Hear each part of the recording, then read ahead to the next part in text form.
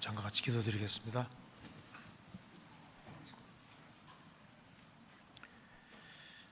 자비로우신 우리 아버지 하나님, 마땅히 형벌 받을 수밖에 없는 저희들을 불쌍히 여겨주시고 주 예수 그리스도의 보배로운 피로 아무 공도 없이 값없이 하나님 자녀로 삼아주신 것을 감사합니다. 역사의 마지막 시대를 살아가는 저희들에게 주님을 알게 하시고 또 주의 복음과 주의 영광을 위해 살 수 있도록 도와주시는 것을 감사합니다. 지금 진행 중에 있는 주기 수양에 또 새로 많은 사람들이 하나님 말씀을 듣고 있습니다. 이번에 참석한 모든 분들 일일이 함께 해주시고 또 말씀을 증거하시는 분에게도 지혜와 총명과 능력을 주셔서 이번에 한 사람도 잃어지지 아니하고 다 영원히 구원함 이룰 수 있도록 역사해 주시고 도와주시옵소서. 이 시간에도 우리에게 필요한 말씀을 주시고 우리의 마음을 일깨워 주시옵소서. 머지않아 주님 앞에서는 그날 칭찬과 영광과 존귀를 얻을 수 있도록 우리의 삶을 다스려 주옵소서. 우리의 사랑하는 가족들, 친척들, 이웃들에게도 이 귀한 복음을 더욱 담대히 증거할 수 있도록 도와주시옵소서. 해외 선교하는 모든 선교사님들 가정가정마다 주님이 지켜주시고 주의 역사와 능력을 더욱 나타내 주옵소서. 주님 오시는 그날까지 주 안에서 저희들을 다 귀히 쓰임받을 수 있도록 더욱 역사해 주옵소서. 오늘 이 말씀이 주 성령님의 도우심으로 영혼 깊이 새겨질 수 있도록 도와주시고 우리가 주 안에서 주님을 어떻게 섬겨야 할지를 알 수 있도록 도와주옵소서. 주 예수 그리스도 이름으로 기도하옵나이다. 아멘. 찬양대 찬송이 있겠습니다.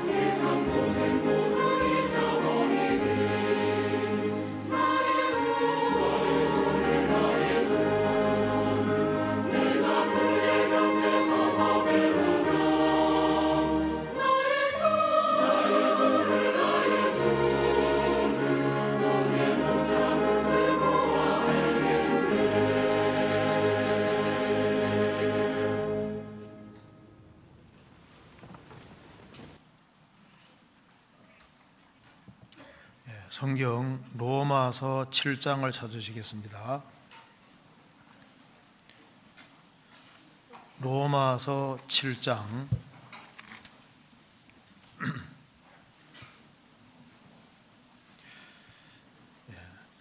1절부터 제가 읽겠습니다. 형제들아, 내가 법 아는 자들에게 말하노니 너희는 율법이 사람의 살 동안만 그를 주관하는 줄 알지 못하느냐. 남편이 있는 여인이 그 남편 생전에는 법으로 그에게 매인바되나 만일 그 남편이 죽으면 남편의 법에서 벗어났느니라. 그러므로 만일 그 남편 생전에 다른 남자에게 가면 음부라 이르되 남편이 죽으면 그 법에서 자유케 되나니 다른 남자에게 갈지라도 음부가 되지 아니하느니라. 그러므로 내 형제들아, 너희도 그리스도의 몸으로 말미암아 율법에 대하여 죽임을 당하였으니 이는 다른 이 곧 죽은 자 가운데서 살아나신 이에게 가서 우리로 하나님을 위하여 열매를 맺게 하려 함이라. 우리가 육신으로 있을 때에는 율법으로 말미암아 죄의 정욕이 우리 지체 중에 역사하여 우리로 사망을 위하여 열매를 맺게 하였더니 이제는 우리가 얽매였던 것에 대하여 죽었으므로 율법에서 벗어났으니 그러므로 우리가 영의 새로운 것으로 섬길 것이요 의문에 묵은 것으로 아니할지라. 지니라. 거기까지입니다. 지금 2차 추계 수양회가 진행 중에 있습니다. 지금 등록한 사람이 한 3,900명 정도가 되고 지금 총 한 4,600명 정도가 이렇게 식수 인원이 4,600명 된다고 하니까 이번에 아주 많이 참석했습니다. 1차 추계 수양회보다 한 600명 가까이 더 많다고 합니다. 600명에서 한 700명 가량 더 많다고 합니다. 그래서 계속적으로 전국적으로 이제 새로 진리를 구하는 사람들이 같이 모이고 우리 시대에 구원받아가는 건 정말 놀라운 일이 아닐 수 없습니다. 그래서 말씀을 들으면서도 마음속으로라도 이번 추계 조양회를 위해서 기도했으면 좋겠습니다. 오늘은 저게 남편, 신랑과 남편에 비유된 그리스도 이 제목으로 좀 생각해 보려고 합니다. 여기 로마서 7장 잠깐 보겠습니다. 여기 7장 1절에 형제들아, 내가 법 아는 자들에게 말하노니 너희는 율법이 사람의 살 동안만 그를 주관하는 줄을 알지 못하느냐. 남편이 있는 여인이 그 남편 생전에는 법으로 그에게 매인바되나 만일 그 남편이 죽으면 남편의 법에서 벗어나느니라. 결혼하면은 이제 남편 아내가 법으로 딱 매이게 됩니다.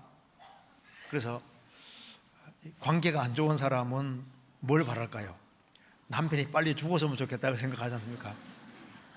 남편이 죽으면은 자유케 되는데 남편이 건강하면은 자유케 될 수 있는 길이 없잖아요. 여기도 그 말을 하고 있습니다. 그래서 3절에 그러므로 만일 그 남편 생전에 다른 남자에게 가면은 음부라 간음한 여자가 되는 겁니다. 근데 죽으면은 자유케 된다. 자, 왜 이 얘기를 하고 있냐면은 율법 얘기를 하려고 하는 겁니다. 율법. 이제 율법이라는 남편은 이거 안 죽는 거예요. 천지가 없어지기 전에는 율법은 안 없습니다. 사람은 태어날 때 율법이라는 남편 아래 태어났기 때문에 이 남편은 절대적으로 완벽한 남편입니다. 율법은 사람이 이제 죄를 지을 때마다 정죄하고 죄가 있으면은 결국은 심판해서 지옥으로 끌고 가지 않습니까? 그래서 이제나 저제나 율법 남편이 죽기를 바라는데 안 죽는 거예요. 그래서 율법은 죽지 않기 때문에 인간은 율법을 벗어날 수 있는 길이 없다 그 말입니다. 그래서 방법은 딱 하나가 있는 겁니다. 남편에게 벗어나려면 아내가 죽으면 벗어날 거 아니에요. 그잖아요. 그리고 율법 남편은 안 죽으니까 또 내가 죽으면 멸망이니까, 그래서 방법은 예수님이 대신 죽어주면은 율법에서 해방될 수 있는 겁니다. 그래서 여기에 4절에 그러므로 내 형제들아 너희도 그리스도의 몸으로 말미암아 율법에 대하여 죽임을 당하였으니 이는 다르니 곧 죽은 자 가운데서 살아나신 이 예수님에게 가서 우리로 하나님을 위하여 열매를 맺게 하려 함이라. 율법은 안 죽으니까 예수님이 율법 아래 나셔서 우리가 하나님 말씀을 어긴 것에 대한 대가를 예수님 몸이 대신 받았습니다. 그래서 예수 죽음 내 죽음 예수 부활 내 부활이 되므로 우리가 율법에 대해서 벗어나게 된 겁니다. 그래서 율법이란 남편 아래 있다가 예수님 몸으로 말미암아 예수님이 내 대신 죽어주신 그 사실로 말미암아 우리는 새로운 남편을 맞이하게 된 겁니다. 그분이 누굽니까? 예수님이 우리 남편이 된 거예요. 우리는 그리스도의 신부가 되고 아내가 됐다고 말입니다. 지금 그 얘기를 하고 있습니다. 그래서 6절에 이제는 우리가 얽매였던 것에 대하여 죽었으므로 율법에 대해서 죽었으므로 율법에서 벗어났으니, 율법이란 남편에 벗어날 수 있는 길이 없었는데 예수님이 대신 죽어줌으로 내 운명은 끝이 났으니까 이제 새로운 예수님이란 남편 아래 들어갔으니까 율법이란 남편을 벗어났다 그 말입니다. 그런데 이 율법이란 남편과 다르게 예수님은 대신 죽어주신 남편인 겁니다. 우리를 정말 사랑하는 남편이고 우리 연약함을 감싸주는 남편인 거예요. 그래서 여기에 로마서 7장은 두 종류의 남편을 말하고 있습니다. 율법이란 남편과 그리스도란 남편이 있는데, 율법이란 남편은 너무나도 엄격하고 완벽해서 항상 정죄하는 남편인데 예수님은 대신 죽어주신 남편이다 그 말입니다. 그리고 우리를 사랑해주고 도와주고 새 생명 가운데 행하게 하는 남편이라고 하는 것을 얘기를 하고 있습니다. 그래서 이 성경 전체는 사실 알고 보면은 신랑 신부 얘기입니다.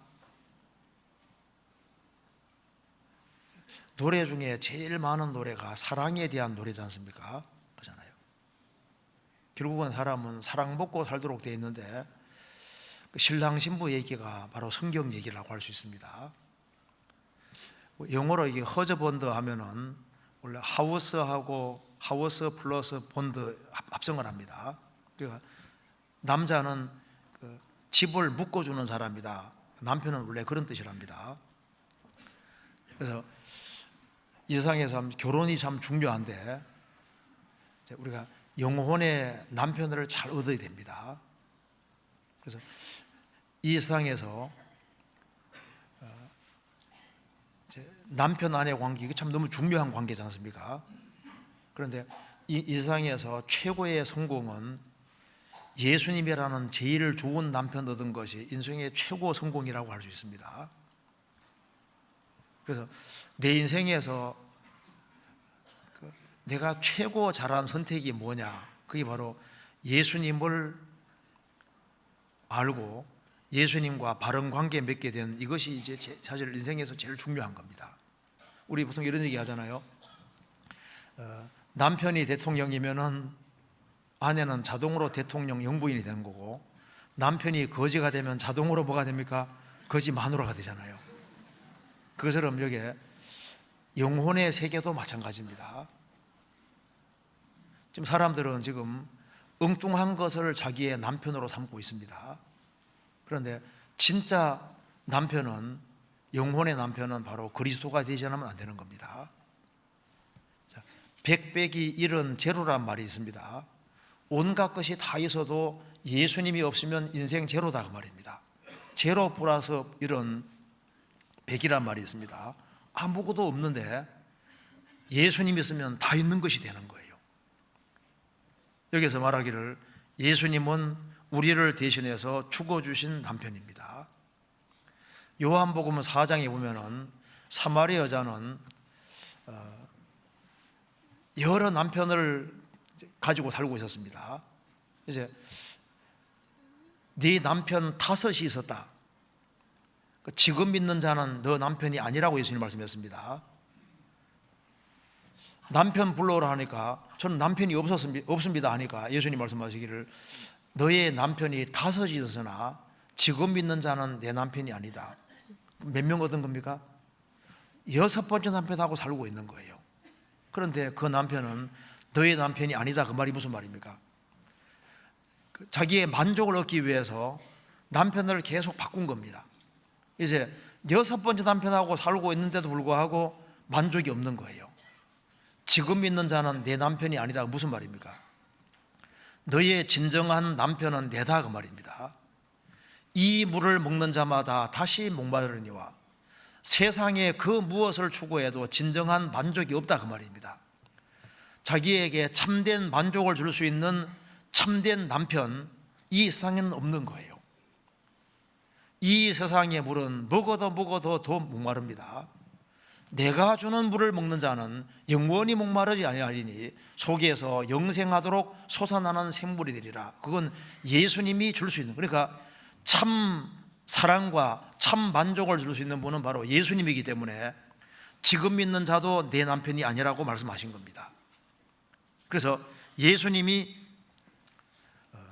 진정으로 자기의 사랑하는 대상자가 된 사람은 정말 복이 아닐 수 없습니다. 성경 요한복음 3장에 보면은 세리 요한이 말하기를 신부를 취하는 자는 신랑이나 그 친구는 신랑의 음성을 듣는 친구는 크게 기뻐한다고 했습니다. 나는 이런 기쁨이 충만하노라. 신부를 취하는 자는 신랑입니다. 예수님 가르쳐서 신랑이라 그랬고 세례 요한은 자기는 친구라고 얘기했습니다. 성경 전체는 분명히 말하고 있습니다. 예수님이 남편이시다 이 말은 절대적인 사랑의 대상자라는 말씀입니다. 성경 한번 찾아봅시다. 이사야 54장 보시겠습니다. 이사야 54장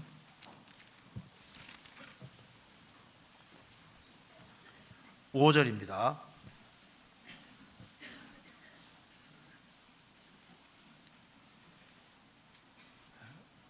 이는 너를 지으신 자는 내 남편이시라.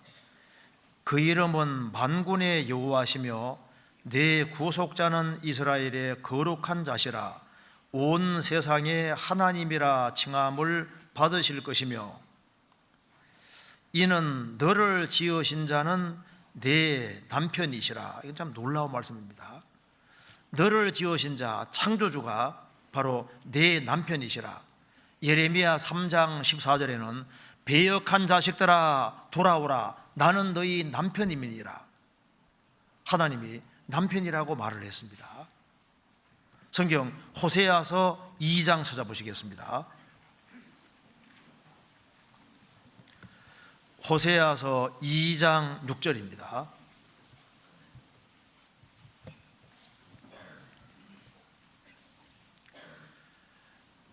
그러므로 1258페이지입니다. 1258페이지. 그러므로 내가 가시로 그 길을 막으며 담을 쌓아 저로 그 길을 찾지 못하게 하리니 저가 그 연애하는 자를 따라갈지라도 미치지 못하며 저희를 찾을지라도 만나지 못할 것이라. 그제야 저가 이르기를 내가 본 남편에게로 돌아가리니 그때 네 형편이 지금보다 나았음이라 하리라. 이스라엘 백성들이 하나님을 등질 때 하신 말씀입니다. 이스라엘이 하나님을 등지고 살아가니까 하나님께서 가시로 그들의 길을 막으시고 그래도 곁길로 계속 가니까 담을 쌓아서 저로 그 길을 찾지 못하게 할 것이다. 사방을 완전히 막습니다. 그래서 저가 그 연애하는 자를 따라갈지라도 미치지 못하며 하나님을 사랑하고 하나님을 연애해야 될 이스라엘이 우상을 연애하고 우상을 사랑하고 있는 겁니다. 그제야 저가 이르기를 내가 본 남편에게로 돌아가리니 그때 네 형편이 지금보다 나았음이라 하리라. 우상을 따라가면 결국은 허무고 아무것도 없는 거예요. 그래서 본 남편 대신 하나님께로 돌아간다고 말씀했습니다. 19절 20절을 같이 읽어보겠습니다. 같이 읽겠습니다. 내가 내게 장가들어 영원히 살되 의와 공변됨과 은총과 긍휼의 힘으로 내게 장가들며 진실함으로 내게 장가들리니 내가 여호와를 알리라. 참 성경에 놀라운 말씀이 있습니다. 내가 너희에게 장가들어 영원히 살되, 결혼 생활에 실패했던 또 이 결혼을 못했던 관계없이 이건 다 그림자밖에 안 되는 거예요. 진짜 결혼은 따로 있는 겁니다. 내가 너희에게 장가들어 영원히 살 것이다. 사랑하는 사람은 영원히 같이 살기 원합니다. 여기에 내가 너희에게 장가들어 영원히 살 것이다. 사람을 만드신 이유는 영원히 같이 살라고 만드신 거예요. 내가 내게 장가들어 영원히 살되 의와 공변됨과, 여기 남편 자격이 나와 있는데 남편은 의로워야 되는데 여기에 하나님은 의로우신 분입니다. 공변되다는 것은 어느 한쪽으로 치우치지 않고 사사로운 것에 치우치지 않고 공평하다 그 말입니다. 의와 공변됨과, 또 의롭기만 하고 공변되기만 하고 공평하기만 하면 안 되지 않습니까? 그 뒤에 은총과 긍휼의 힘으로 내게 장가들며, 사랑이 또 많아야 되는 겁니다. 주님은 은총과 긍휼의 힘으로 내게 장가들며 진실함으로 내게 장가들리니 내가 여호와를 알리라. 인간 역사 속에서 하나님은 한 번도 진실치 않은 적이 없습니다. 거짓말을 하신 적이 없잖아요. 아담 때부터 지금까지 역사가 진행되어 오는 가운데 하나님은 단 한 번도 거짓말을 하신 적이 없습니다. 그분은 항상 진실하신 분인 겁니다. 진실함으로 내게 장가들리니 내가 여호와를 알리라. 성경에서 하나님을 이제 남편으로 묘사한 것이 많습니다. 그러면 자동으로 사람은 뭐가 되겠습니까? 신부와 아내가 되는 겁니다. 특별히 구원을 받은 사람이 그리스도의 신부가 되고 아내가 됩니다. 성경 찾아봅시다. 고린도후서 11장 보시겠습니다. 11장 2절입니다.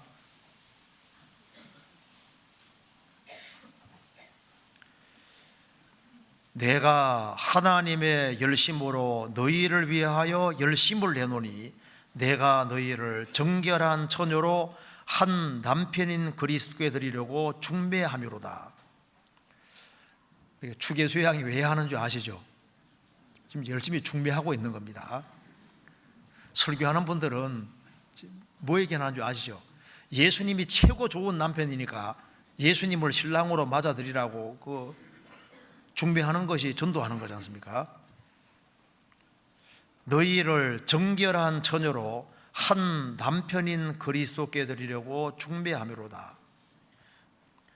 부정한 여자는 4절에 보면은 만일 누가 가서 우리의 전파하지 아니한 다른 예수를 전파하거나 혹 너희에 받지 아니한 다른 영을 받게 하거나 혹 너희에 받지 아니한 다른 복음을 받게 할 때는 너희가 잘 용납하는구나. 다른 예수, 다른 영, 다른 복음 받은 사람은 부정한 여자입니다. 정결한 처녀가 아닙니다. 성경에서 말하는 복음, 성경에서 말하는 영, 성경에서 말하는 바로 그 예수를 받아들여야만 정결한 처녀가 되고 한 남편인 그리스도를 자기의 남편으로 이제 맞이하게 되는 겁니다. 그래서 여기에 거듭난 그리스도인을 정결한 처녀다 이렇게 말을 했습니다. 인간 역사는 결국은 신부를 준비하는 거나 마찬가지인 거예요. 아내를 예비하는 겁니다. 요한계시록 19장 같이 읽어보겠습니다. 19장 7절 8절 7절 8절을 같이 읽어보겠습니다. 요한계시록 19장입니다. 우리가 즐거워하고 크게 기뻐하여 그에게 영광을 돌리세. 어린 양의 혼인 기하기를 얻고 그 아내가 예비하였으니 그에게 허락하사 빛나고 깨끗한 세마포를 입게 하셨은즉 이 세마포는 성도들의 옳은 행실이로다 하더라. 여기 예수님을 특별히 어린 양으로 이렇게 표현을 했습니다. 왜냐하면 어린 양으로서의 예수를 알지 못하면은 그리스도의 신부와 아내가 될 수 없기 때문입니다. 다른 거 다 알아도 바로 어린 양으로서 예수님이 왜 피를 흘리고 죽으시고 부활했는지 그걸 모르면은 그리스도의 신부와 아내가 될 수 없는 겁니다. 자, 에서더가 아하수에로 왕, 그 당대의 가장 큰 대제국 왕의 왕비가 됐습니다. 영광스러운 거잖아요. 만왕의 왕 대신 주님의 신부가 되고 아내가 된다는 것은 정말 영광스러운 겁니다. 그런데 예수님이 바로 이제 신랑이고 남편이신데 우리를 어떻게 다루고 어떻게 대할까, 그걸 좀 우리가 좀 생각을 해봐야 되겠습니다. 그래서 주님이 성경에 남편으로 표현되고 있는데 우리를 어떤 식으로 다루고 있을까, 대할까, 그걸 한번 좀 자세하게 배워봐야 되겠습니다. 그러면은 또 우리가 주님께 어떻게 행해야 될지를 우리가 알 수 있을 겁니다. 그래서 오늘 한번 두 가지를 같이 생각을 해봅시다. 자, 주님이 우리를 어떤 식으로 다루고 대하고 있을까요? 그걸 좀 이해시키기 위해서 성경에 모형이 여러 가지가 나와 있습니다.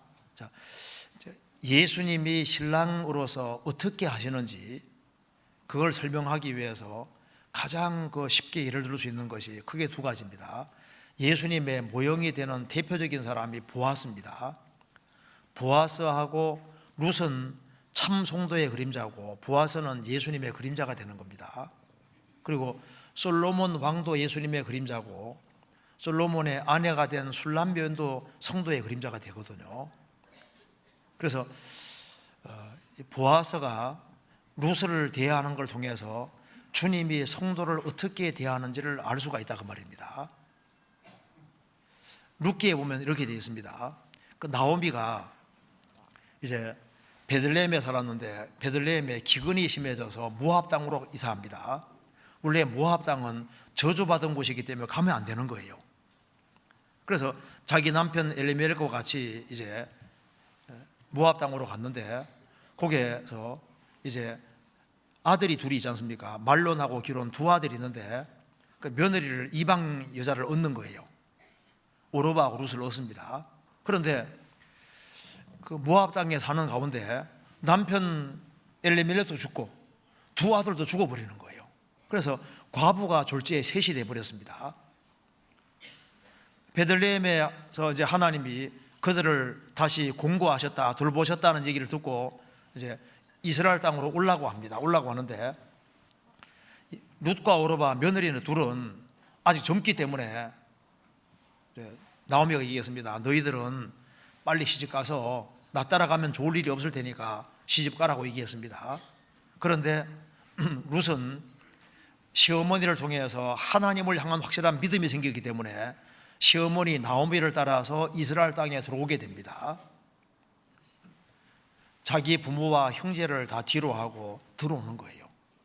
그래서 이제 보아스를 만나게 되는데 이 보아스가 룻을 대하는 모습을 보면은 그게 주님은 보아스보다 훨씬 더 크신 분이기 때문에 주님이 성도를 어떻게 대하는지를 볼 수 있다 그 말입니다. 성경 한번 찾아봅시다. 룻기 2장을 보시겠습니다. 룻기 2장 1절입니다.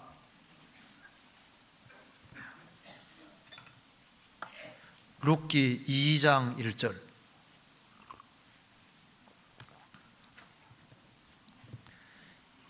나오미의 남편 엘리멜렉의 친족 중 유력자가 있으니 이름은 보아스더라. 여기 이제 보아스에 대해서 소개하고 있는데 나오미의 남편 엘리멜렉의 친족 중에 유력한 자가 있으니, 3번 밑에 부호라 그러죠. 부호, 부자다 그 말입니다.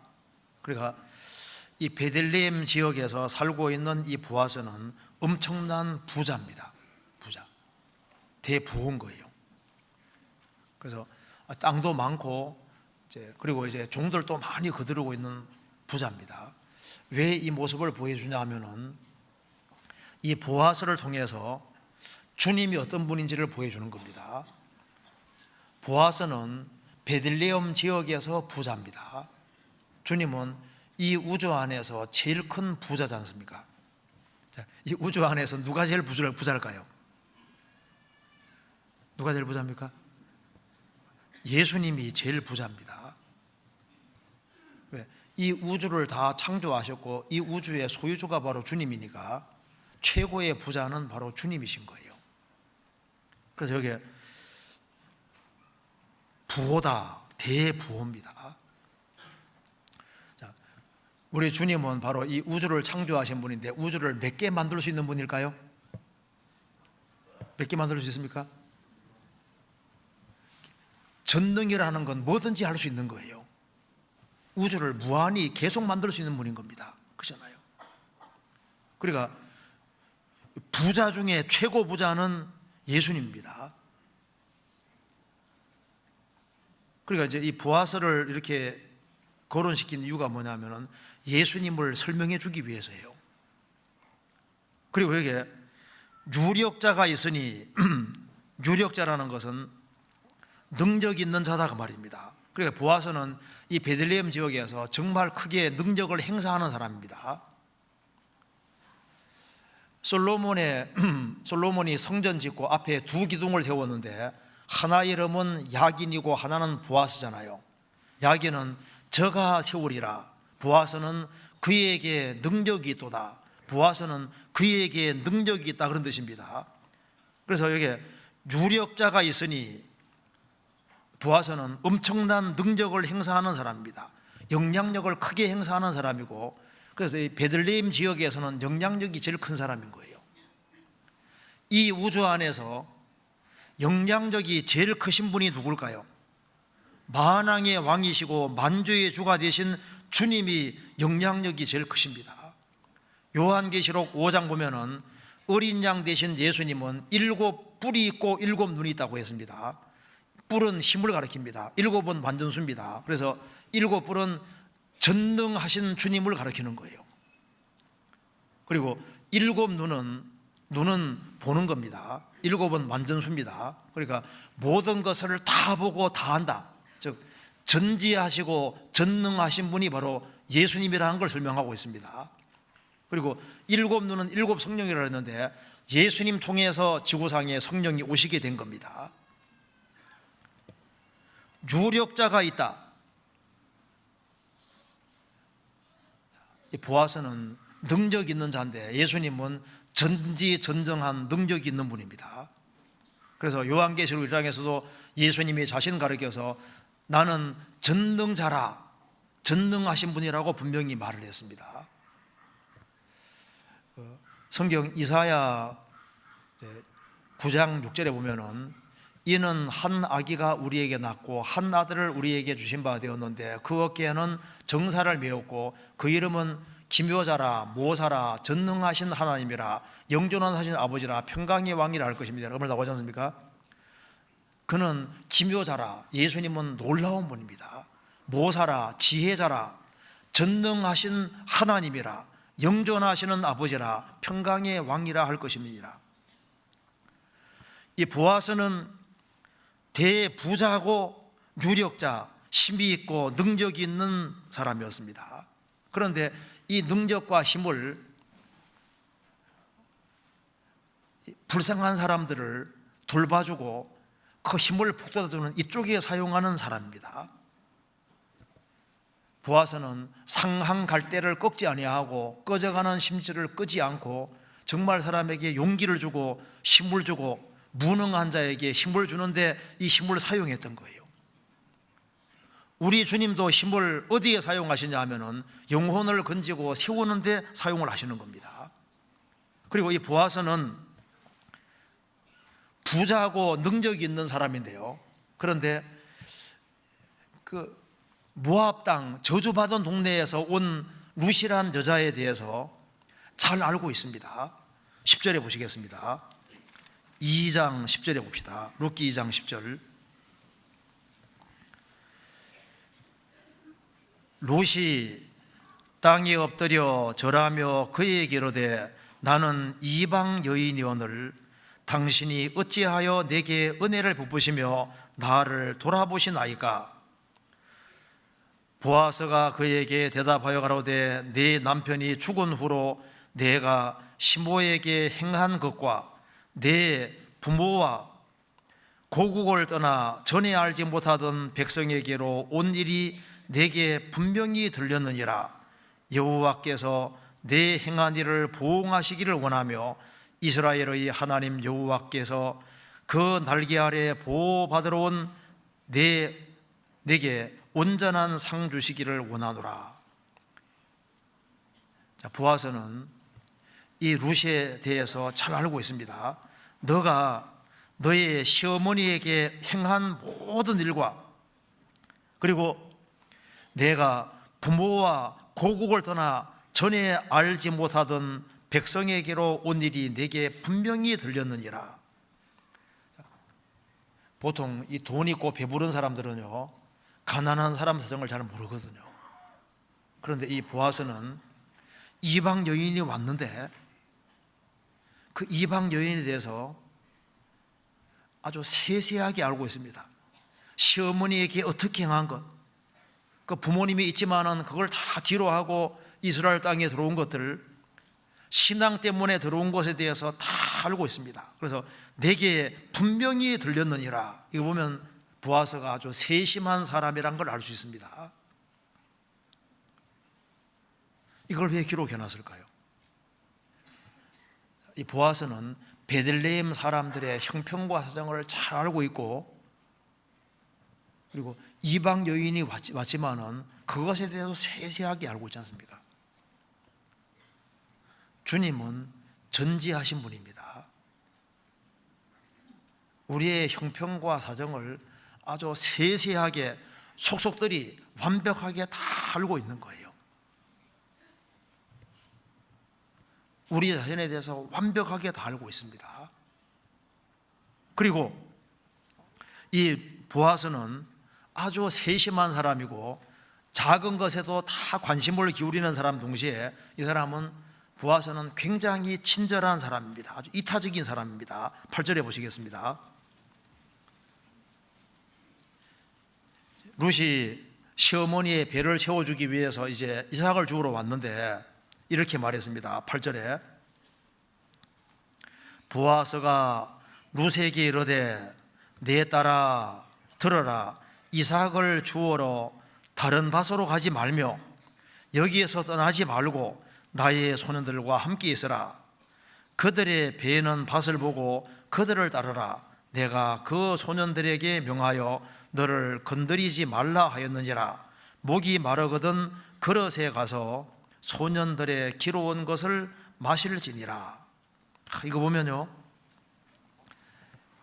룻이, 이 보아스가 얼마나 룻에게 친절한 모습을 보이지 않습니까? 이방 여자인데. 그리고 14절에 식사할 때 보아스가 룻에게 이르되 이리로 와서 떡을 먹으며 내 떡 조각을 초에 찍어라. 룻이 곡식 베는 자 곁에 앉으니 그가 볶은 곡식을 주매 룻이 배불리 먹고 남았더라. 룻이 이삭을 주우러 일어날 때 보아스가 자기 소년들에게 명하여 가로되 그로 곡식단 사이에서 죽게 하고 책망하지 말며 또 그를 위하여 줌에서 조금씩 뽑아 버려서 그로 죽게 하고 꾸짖지 말라 하니라. 보아스는 룻에게 사랑과 친절을 보이고 아주 인심이 후했습니다. 그래서 그 시어머니를 위해서 이제 밭에서 일하러 나왔는데 그 이제 곡식단을 뽑아가지고 이렇게 조금씩 모아서 주어가게끔 아주 굉장히 후회했습니다. 룻을 대해서 얘기할 때도 정말 사랑과 친절로, 사랑은 무리의 영치 아니야 그 말대로 주님은 성도를 대할 때 얼마나 이렇게 자상하게 무리하지 않게 대하는 것을 알 수 있습니다. 이걸 보면은 이게 주님의 모습하고 똑같은 거예요. 그리고 이방 여자지만은 보아스는 룻을 굉장히 불쌍히 여겼습니다. 그리고 큰 자비를 베풀어 주잖아요. 주님은 이제 우리를 정말 불쌍히 여겨 주십니다. 성경에 보면은 주님이 우리를 긍휼히 기사, 긍휼해서 그 말이 계속 나옵니다. 불쌍히 여기다, 측은히 여기셨다. 그 불쌍히 여기셨다는 말이 헬라 말로 스프랑크니 조마이, 발음하기도 어려워요. 스프랑크니 조마이, 그 긍휼인데 원래 스프랑크나가 원래 내장이라는 의미랍니다. 내장. 창자 속에서, 내장 속에서 끓어오르는 그러니까 태 속에서 아기가 태어날 때 어머니가 아기를 불쌍히 여기는 그런 내장 속에서 끓어오르는 불쌍히 여기는 마음. 그래서 내장학도 스프랑크노로로지, 내장학이라는 학문도 있죠. 내장학. 그러니까 이게 헬라 말에서 나왔습니다. 그러니까 부모가, 어머니가 자기 태어난 아들을 불쌍히 여기는 것처럼 주님은 아주 격한 그런 불쌍히 여기는 게 있는 거예요. 이 이방 여자가 왔는데 멸시할 수도 있잖아요. 그런데 주님은 이 보아스보다 더한 분인 겁니다. 얼마나 사랑과 친절로 대하고 그 여자가 신앙 때문에 왔다는 걸 알고 있는 겁니다. 그리고 이 룻에 대해서 얼마나 그 위로와 용기의 말을 해줍니다. 13절에 같이 읽어보겠습니다. 룻이 가로되 내 주여 내가 당신께 은혜 입기를 원하나이다. 나는 당신의 시녀의 하나와 같이 못하오나 당신이 이 시녀를 위로하고 마음을 기쁘게 하는 말씀을 하셨나이다. 룻은 이제 모압 땅에서 이스라엘 땅에 왔을 때 이 보아스의 이야기를 통해서, 말을 통해서 굉장한 위로와 용기를 받았습니다. 내 주여 내가 당신께 은혜를 입기를 원하나이다. 나는 당신의 시녀의 하나와 같지 못하오나. 하나님 백성 속에 하나님 백성이 아닌 사람이 들어왔습니다.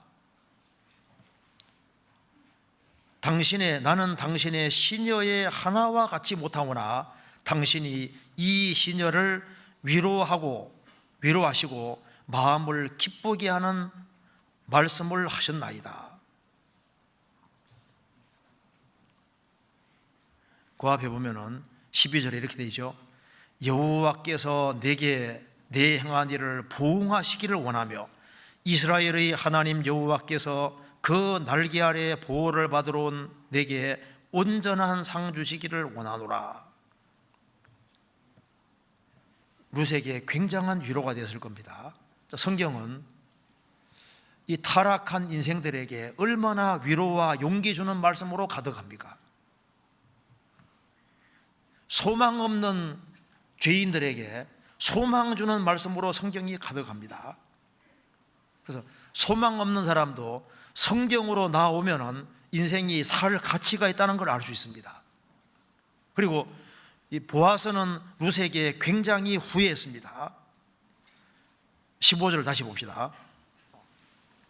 2장 15절에 룻이 이삭을 주우려 날 때 보아스가 자기 소년들에게 명하여 가로되 그로 곡식단 사이에서 죽게 하고 책망하지 말며 또 그를 위하여 줌에서 조금씩 뽑아 버려서 그로 죽게 하고 꾸짖지 말라 하니라. 그리고 여기 이제 룻이 많은 곡식을 주어서 이제 시어머니에게 가져갑니다. 그리고 3장 15절에 봅시다.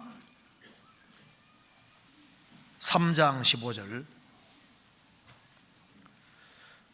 보아스가 가로되 네 겉옷을 가져다가 펴서 잡으라.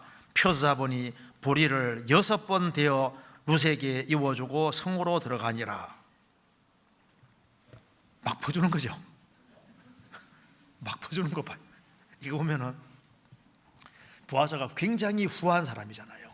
그렇죠? 선대하고 아주 후합니다. 주님은 어떻습니까? 주님은 우리에게 생명과 경건에 속한 모든 것을 주셨습니다. 자기의 아들을 아끼지 아니하시고 우리 모든 사람을 위해 내어주시니까 어찌 그 아들과 함께 모든 것을 은사로 주지 아니하시겠느냐. 우리 영혼에 필요한 것, 우리 신앙생활에 필요한 것을 그저 후하게, 보아스보다 훨씬 후하신 분이 바로 주님입니다.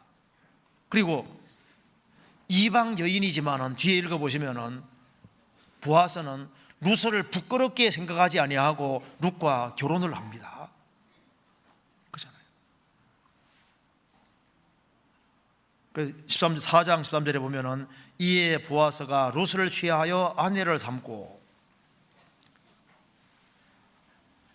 이방 여인하고 보아스가 결혼하는데, 그런데 그 기꺼이 결혼을 하고 아내로 맞이했습니다.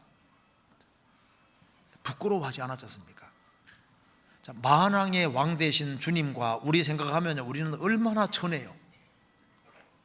그런데 우리를 부끄러워하지 아니하시고 우리를 그리스도의 신부로 삼아주시고, 그래서 이 모든 기업을 다 되찾아주고, 그래서 이 룻은 영원한 축복 속에 들어가는데, 바로 이 룻이 성도의 그림자고 또 보아스는 예수님의 그림자가 되는 겁니다. 그래서 주님께서 주님이 어떤 분인지를 이렇게 보아스를 통해서 설명해 주고 있는 겁니다. 그러니까 룻은 보아스를 잘 얻었지 않습니까? 우리가 이 세상에서 그리스도를 발견하고 그리스도가 나의 사랑의 대상자가 됐다는 것, 이건 보통 축복이 아닌 거예요.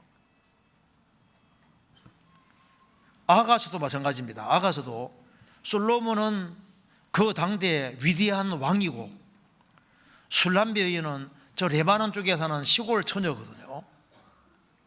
그 촌동네에 사는 시골 여자인데 둘이 사랑 관계가 이루어지지 않습니까? 그게 뭐냐면 솔로몬은 만왕의 왕 되신 예수님의 그림자고 저 지구 한 모퉁이에 촌동네에 살고 있는 내가 술람비 여인이지 않습니까? 그 솔로몬과 술람비 여인이 연결돼 가지고 이제 사랑 속에 살아가는 것은 만왕의 왕 되신 주님과 우리 지구 한 모퉁이에 살고 있는 우리가 구원받아서 영원히 영광 중에 살 것을 그림자로 보여주는 거다 그 말입니다. 그래서 결혼은 결혼 속에 비밀이 있는데, 바로 신랑 신부 관계는 바로 그리스도와 교회의 관계를 설명하기 위해서고 주님과 성도를 설명해 주기 위해서 그런 관계를 만들어 놓으신 거예요. 성경 찾아봅시다. 에베소서 5장입니다. 5장 31절.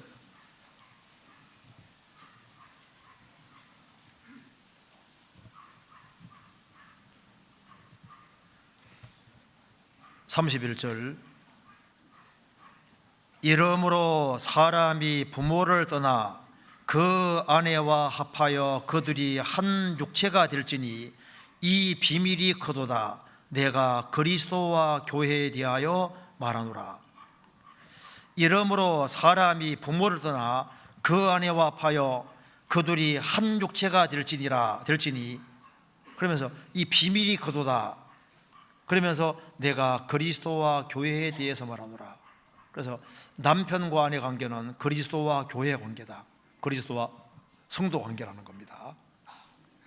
그래서 결혼하면 둘은 뗄 수 없는 관계가 된 것처럼 주님 피로 구원받은 사람은 주님과 뗄 수 없는 관계가 된 겁니다.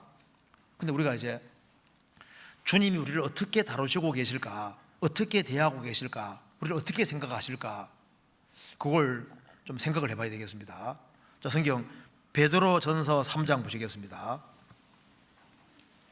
그리고 이걸 보면은 주님이 우리를 어떻게 대하는지를 볼 수 있습니다. 베드로전서 3장입니다. 3장 7절부터 보겠습니다. 자, 베드로전서 3장에 아내의 도리, 남편의 도리가 나와 있는데, 이걸 보면은 주님이 우리를 이렇게 대하지 아니하면은 이걸 써줄 리가 없습니다. 이거보다 더 크게 대하시니까 써주신 거예요. 3장 7절 제가 읽어보겠습니다. 남편 된 자들아, 이와 같이 지식을 따라 너희 아내와 동거하고, 저는 더 연약한 그릇이요 또 생명의 은혜를 유업으로 함께 받을 줄 알아 귀히 여기라. 이는 너희 기도가 막히지 아니하게 하려 함이니라. 이것이 이제 남편의 도리를 말하는데, 동시에 이거 보면은 주님이 우리를 어떻게 대하는지를 볼 수 있습니다. 자, 성경에서 주님을 남편으로 표현했지 않습니까? 주님은, 남편이면 우리가 이제 아내란 얘기인데, 신부란 얘기인데, 주님이 우리를 어떻게 다루고 계실까? 우리를 어떻게 대하고 있을까? 이렇게 대하고 계신 겁니다. 한번 제가 읽어보겠습니다. 남편 된 자들아, 이와 같이 지식을 따라 너희 아내와 동거하고, 지식을 따라, 말씀을 따라 너희 아내와 동거하고. 주님은 말씀대로, 성경에 기록된 말씀대로 우리를 다루시고 대하십니다. 그러니까 성경에서 말하는 대로 우리를 대하고 있는 거예요. 그런데 여기에 특별히 지식을 따라, 이 말씀 속에 성실이란 말이 첫 번째 포함되어 있습니다. 남자는 결혼하면은 일단 성실이 되는 거예요. 성실하고 신실한, 이것이 첫 번째 포함됩니다. 우리가 이제 성경을 배우는 가운데 알 수 있는 사실은, 주님은 우리의 신랑으로서, 우리의 남편으로서 우리에 대해서 항상 성실하시고 신실하시고 진실하십니다. 그러니까 우리에 대해서 항상 성실한 태도를 취하시는 것이 맞다, 그 말입니다. 성경 한번 찾아봅시다. 시편 36편에 보시겠습니다. 이건 접어두시고요. 시편 36편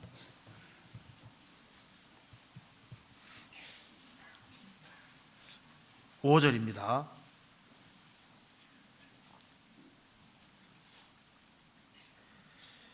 여호와여, 주의 인자하심이 하늘에 있고 주의 성실하심이 공중에 삼부쳤으며, 주의 성실하심이 공중에 삼부쳤으며. 이 우주를 보시면은 하나님이 얼마나 성실한 분인 줄 알 수 있습니다. 이 우주에 정확한 법칙이 있고 규칙이 있습니다. 그 지구를 역사 속에서 계속 똑같이 운행시키고 있지 않습니까? 그게 하나님이 성실하신 분이라는 증거입니다. 그래서 하나님은 성실로 꽉 차 있는 분인 거예요. 우리에 대해서 항상 신실하시고 항상 성실하신 분인 겁니다. 성경 시편 89편입니다.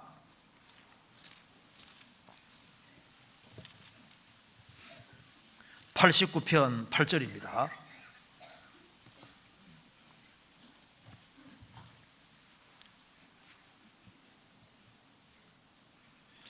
(89편) 8절. 여호와 만군의 하나님이여, 주와 같이 능한 자 누구이리이까? 여호와여, 주의 성실하심이 주를 둘렀나이다. 만군의 하나님 여호와여, 주와 같이 능한 자 누구이리이까? 주와 같이 능한 자는 없습니다. 여호와여, 주의 성실하심이 주를 둘렀나이다. 주님은 성실로 꽉 차 있는 분입니다. 시편 119편 보시겠습니다. 119편 89절.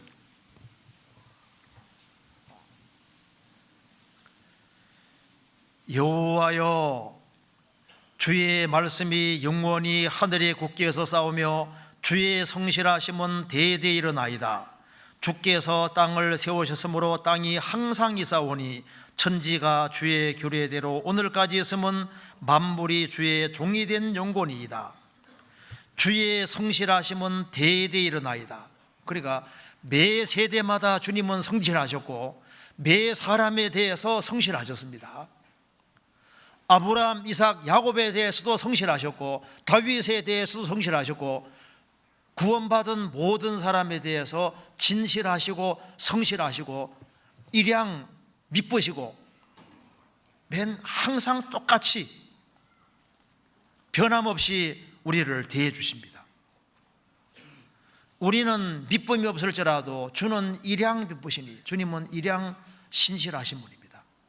우리를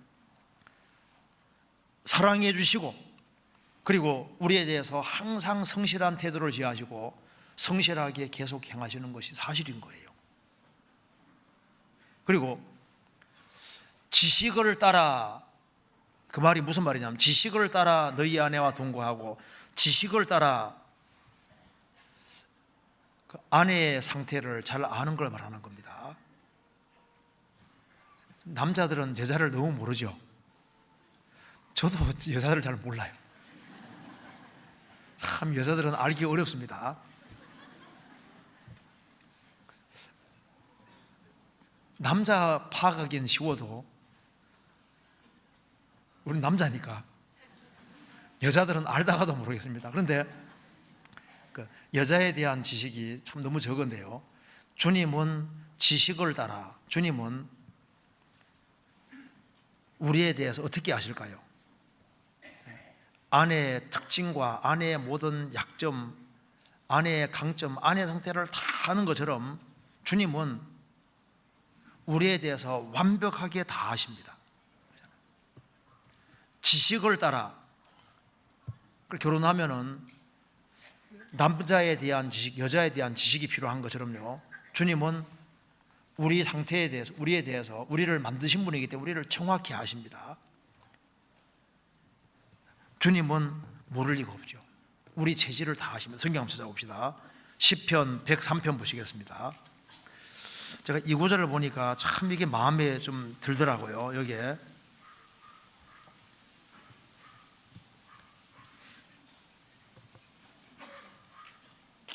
(103편) 13절입니다. 아비가 자식을 불쌍히 여긴 같이 여호와께서 자기를 경외하는 자를 불쌍히 여기시나니 이는 저가 우리의 체질을 아시며 우리가 진토임을 기억하심이로다. 주님은 우리의 체질을 아신다. 우리의 체질을 아신다. 우리가 진토임을 기억하심이로다. 우리가 얼마나 연약한지를 아시고 우리 상태와 체질을 다 아십니다. 여호와여, 주께서 나를 감찰하시고 아셨나이다. 주님은 나의 앉고 일어섬을 아시며 멀리서 나의 생각을 통촉하시오며 나의 가는 길과 눕는 걸 다 안다고 했습니다. 내 행위를 익히 아시오니 여호와여, 내 회의 말을 알지 못하시는 것이 하나도 없으시니이다. 주님은 완벽하게 다 아십니다. 내 체질을 아셔요. 나의 특징을 다 아십니다. 너희에게는 머리털까지 다 세신 바 되셨다. 우리의 연약한 부분을 다 아시고 감싸줍니다. 율법 남편은 잘못하면 오로지 지적하고 그리고 정죄밖에 하지 않지만 주님은 우리를 위해서 죽어주셨고 사랑은 오래 참고란 말씀대로 우리에 대해서 오래 참고 우리 연약한 것을 감싸주는 것이 맞는 거예요. 지식을 따라 주님은 우리를 압니다. 아가서 1장 보시겠습니다. 아가서 1장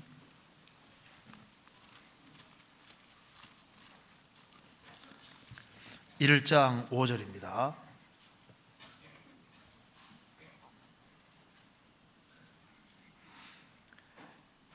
예루살렘 여자들아, 내가 비록 검으나 아름다우니 게달의 장막 같을지라도 솔로몬의 휘장과도 같구나. 내가 비록 검으나 아름다우니, 게달의 장막같이 대체로 까맣습니다. 게달 장막 까맣는데 게달 장막같이 초라할지라도 솔로몬의 휘장같이 화려하구나.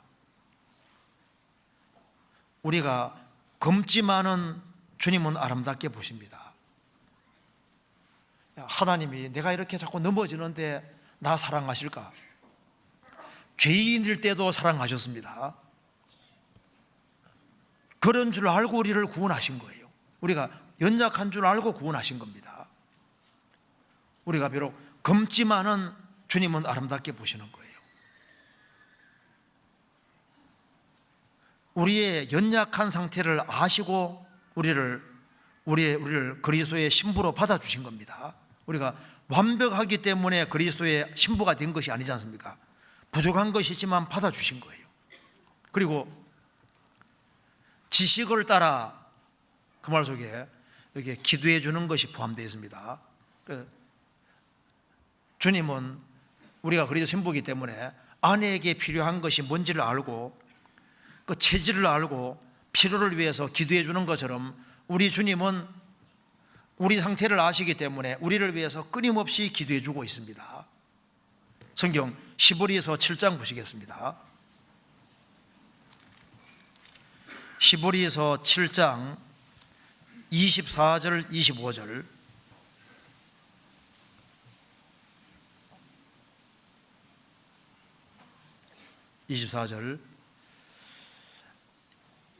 예수는 영원히 계신 고로 그 제사 직분도 갈리지 아니하나니 그러므로 자기를 힘입어 하나님께 나아가는 자들을 온전히 구원하실 수 있으니 이는 그가 항상 살아서 저희를 위하여 간구하심이니라.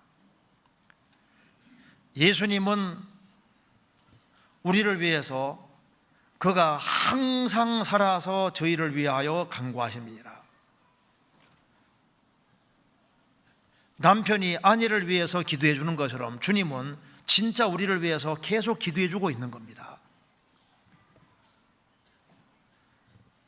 가이오는 사도 요한이 자기를 위해서 기도해 준다고 하는 사실에 대해서 굉장한 위로를 받았을 겁니다. 사랑하는 자여, 내 영혼이 잘된 같이 내가 범사에 잘되고 강건하기를 내가 간구하노라. 예수님의 사도, 그 사도 요한이 가이오, 로마 식주인 가이오를 위해서 기도해 준다는 것이 굉장히 위로되는 것처럼요, 그거보다 더한 것은 주님이 우리의 신랑으로서, 남편으로서 우리를 위해서 계속적으로 기도해 주고 있는 겁니다. 그래서 지식을 따라 이 말 속에 많은 것들이 포함되어 있는 거예요. 자, 다시 봅시다. 베드로전서 3장 다시 봅시다. 3장 7절에 남편 된 자들아 이와 같이 지식을 따라 너희 아내와 동거하고, 이 말하는 이유가 주님은 왜 우리를 위해 죽어주셨는지를 알 수 있습니다. 왜 우리를 신부로 삼았을까요? 동거 같이 살라고. 구원받은 그날부터 주님 앞에 갈 때까지 주님은 항상 우리와 동거하고 계십니다. 성경 데살로니가전서 5장 보시겠습니다.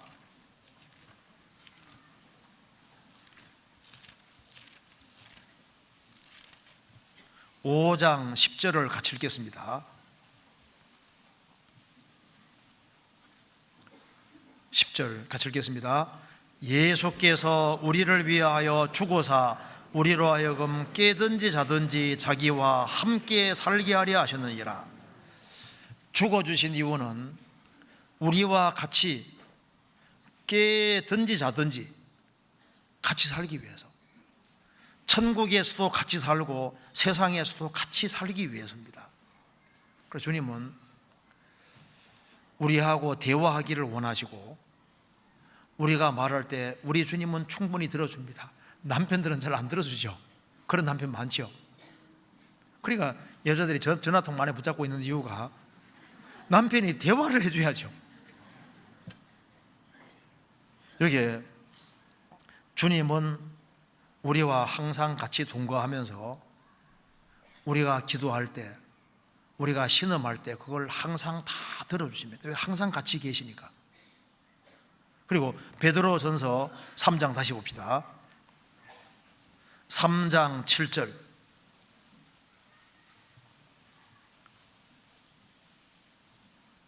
7절에 저는 더 연약한 그릇이요.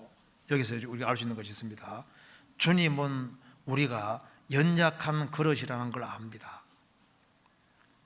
우리의 체질을 아시고 우리가 연약하다는 걸 압니다. 우리가 바르게 살라고 발부동 치는 것도 아시고 우리가 연약하다는 걸 아시기 때문에 우리를 인도하시되 분량 안에서 인도하십니다.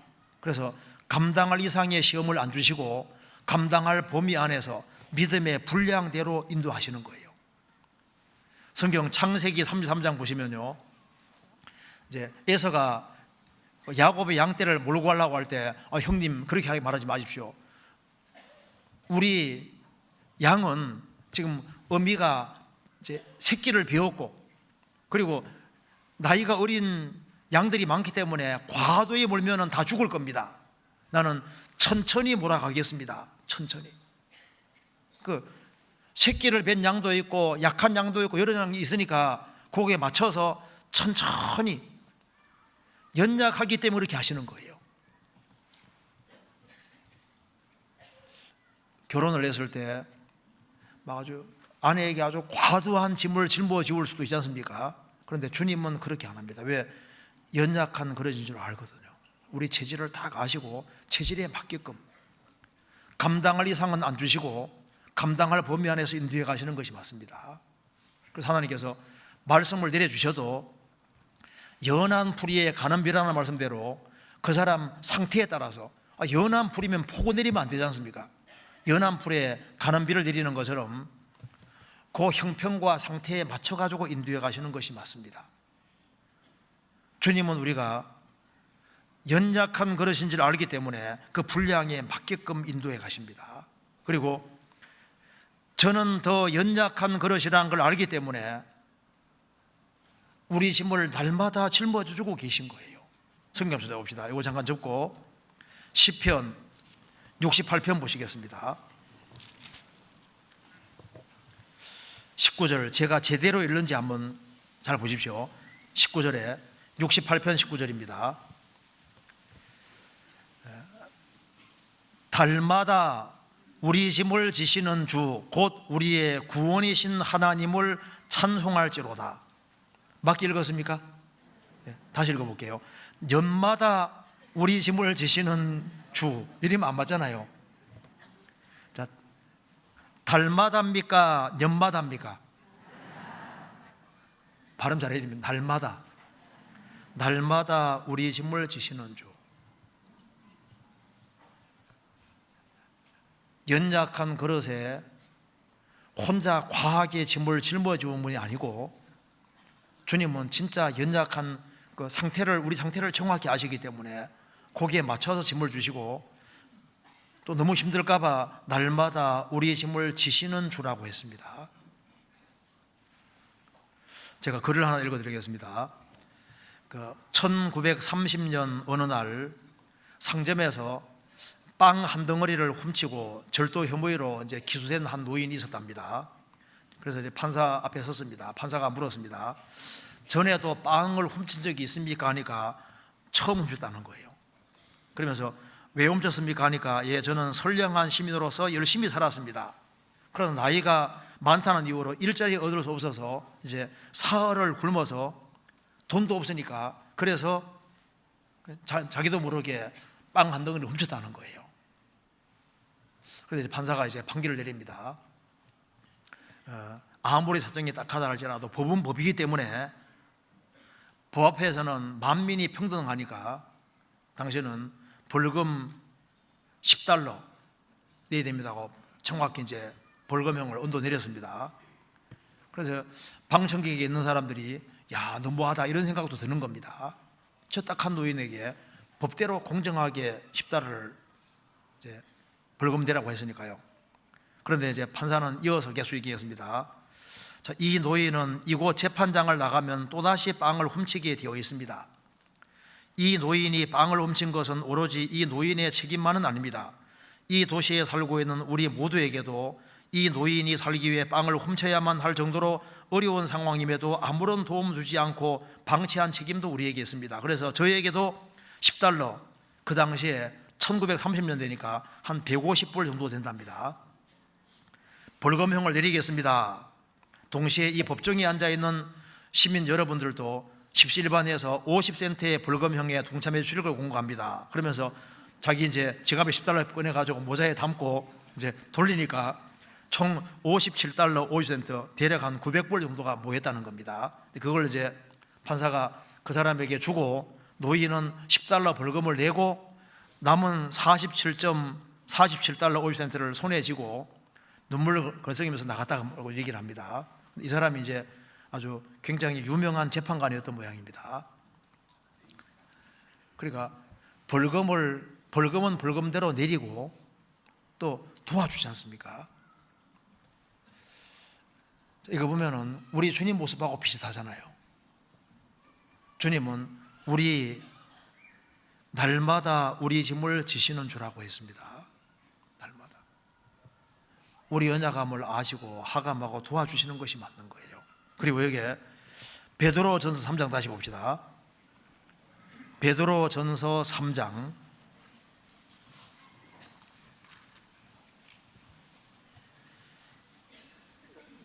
저는 더 연약한 그릇이요 또 생명의 은혜를 유업으로 함께 받을 줄 알아. 이 말이 맞습니다. 생명의 은혜를 유업으로 함께 받을 자라는 말씀대로 구원받은 사람은 그리스도의 신부가 됐고 그리스도와 공동 후사라가 됐습니다. 우리가 하나님의 후사인 동시에 그리스도의 후사, 그리스도와 공동 상속자가 된 거예요. 그래서 생명의 은혜를 유업으로 함께 받을 줄 알아. 남편 아내는 운명 공동체입니다. 그리스도 우리는 운명 공동체가 된 거예요. 그리고 여기에 귀히 여기라 이 말대로 왜 이 말을 얘기했을까요? 이거 보면은 주님은 구원받은 사람을 정말 귀히 여기는 것이 맞습니다. 상한 갈 때 꺼져가는 심지 같은 우리를 불쌍히 여기시고 너희는 많은 참새보다 귀하니라. 사람 양보다 얼마나 더 귀하냐. 귀히 여기라 이 말 하시는 이유는 주님이 귀히 여기시기 때문에 하는 말씀입니다. 우리를 얼마나 귀히 여기면은 손바닥에 기록했다고 했을까요? 손바닥에, 보석에 새기는 게 아니라 손바닥에 우리를 새겼다고 되어 있잖아요. 우리를 존귀한 자같이 여기시는 것이 맞습니다. 귀히 여기라 이 말이 무슨 말입니까? 주님이 우리를 그렇게 아주 존귀하게 여긴다는 말씀입니다. 성경 에베소서 5장 보시겠습니다. 에베소서 5장 28절.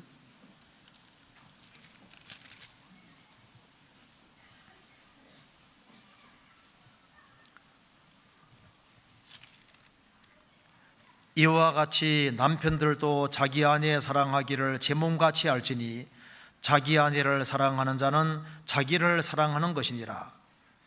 여기에 남편들도 자기 아내를 사랑하기를 제 몸같이 할지니 이 얘기하는 이유가 뭐냐면은 주님이 우리를 위해 죽어주셨기 때문입니다. 그래서 주님이 우리를 얼만큼 사랑하시느냐, 우리가 이걸 정말 알 수 있다면 우리는 정말 힘차게 살 수 있을 겁니다. 성경에 보면은 예수님의 모형이 된 사람 안에는 다 이쁘게만 나온다는 거 아시죠? 아담 안에 하와가 얼마나 이쁘게 나옵니까? 최초의 지음받은 사람이니까 정말 가장 아름다운 사람입니다. 아브라함이 아나야 사라 이쁘게 나오죠. 나이를 그렇게 먹어도 다른 나라 갈 때마다 뺏어가잖아요. 그죠? 그리고 이삭의 아내 리브가 신비 아리따 그렇게 나가잖아요. 야곱의 아내 라헬이 얼마나 이쁜지 7년 봉사를 수일같이 여겼더라. 왜 이렇게 해놨냐면은 주님이 구원받은 사람을 그렇게 사랑한다는 걸 표현해 놓은 거예요. 그래서 우리를 얼만큼 사랑하느냐, 그 사랑의 깊이를 우리가 절대 헤아릴 수 없습니다. 왜? 나이가 들어가면 들어갈수록 그 애들이 그렇게 이쁘지 않습니까? 주님은 영원부터 영원까지 계신 분인데 우리를 사랑하는 깊이를 우리가 알 수가 없어요. 여기 에베소서 5장 29절 보시겠습니다. 누구든지 언제든지 제 육체를 미워하지 않고 오직 양육하여 보호하기를 그리스도께서 교회를 보양한 같이 하나니, 그리스도께서 교회를 보양한다고 했습니다. 보호하고 양육한다고 했습니다. 주님은 우리가 병들었을 때 우리 곁을 절대 떠나지 않습니다. 우리를 정말 뼈 중에 뼈요 살 중에 살로 생각합니다. 우리가 부족한 것이 있다고 해서 우리와 이혼하는 일은 없지 않습니까? 우리를 보호하고 양육하시고 평생토록 책임지십니다. 병들었다 할지라도, 근데 이 세상에서는 남편이 사고로 죽기도 하고 병들어 죽기도 하잖아요. 그런데 우리 주님은 죽습니까? 안 죽습니까? 다행입니다. 안 죽으니까. 우리 주님은 안 죽잖아요. 우리를 항상 보호하고 양육하고 우리를 길러주시고 우리를 끝까지 들어주시는 겁니다. 시편 28편 보시겠습니다. 시편 28편